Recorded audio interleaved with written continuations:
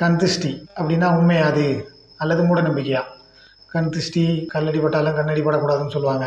இதெல்லாம் உண்மையா அல்லது மூட நம்பிக்கையா? இதை நம்ம உண்மையா மூட நம்பிக்கையான்னு தெரிஞ்சுக்கணும் அப்படின்னா, கண் திருஷ்டினா என்னன்னு ஃபர்ஸ்ட் நம்ம தெரிஞ்சுக்கணும். கண் திருஷ்டினா என்ன அப்படின்னா, இப்போ ஒரு இடத்துல 4 பேர் ஒர்க் பண்றோம். ஒருத்தர் மட்டும் ப்ரொமோஷன் கிடைச்சு சேலரி இன்க்ரீஸ் ஆகி அடுத்தடுத்த கட்டத்துக்கு போயிட்டே இருக்காரு அப்படின்னா, கூட இருக்க 3 பேருக்கு அவங்களே அறியாமையே கட்டாயம் ஒரு விதமான பொறாமை வரும், ஒரு விதமான ஜெலசிஸ் வரும். அண்டு அதே மாதிரி ஒரு ஊர் ஒரு ஏரியாவில் 4 பேர் இருக்காங்க, ஒன்றா இருக்கிறாங்க அப்படிங்கும்போது ஒருத்தர் மட்டும் பொருளாதார ரீதியாக அடுத்தடுத்த கட்டத்துக்கு போய்கிட்டே இருக்காரு அப்படின்னா, கூட இருக்க 3 பேருக்கு மனசுக்குள்ள ஒரு மாதிரி ஒரு கைண்ட் ஆஃப் பொறாமை தான் அது வரும்.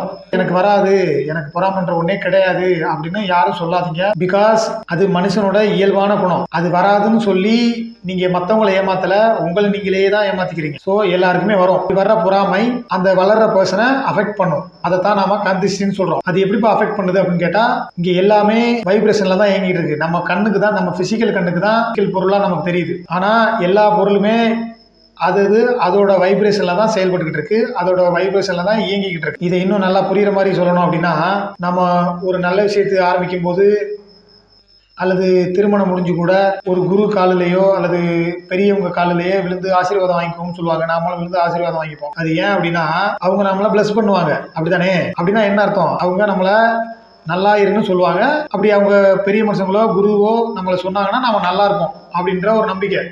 அப்படித்தானே? அது எப்படி அவங்க நல்லா இருக்குன்னு சொல்லிட்டு நம்ம நல்லா இருப்போம்? எப்படி அப்படின்னா, அவர் அந்த வைப்ரேஷன்லேருந்து மன நிறைவாக நம்மளை வாழ்த்தும் போது அந்த வைப்ரேஷன் நம்மளை ஹீல் பண்ணும். அதே மாதிரி தான் இங்கே ஒரு பர்சன் வளர்ந்து போகும்போது கூட இருக்க சில பர்சன் அவரை பார்த்து பொறாமப்பட்டா, பொறாம வைப்ரேஷன் அவரை போய் அஃபெக்ட் பண்ணும். அவர்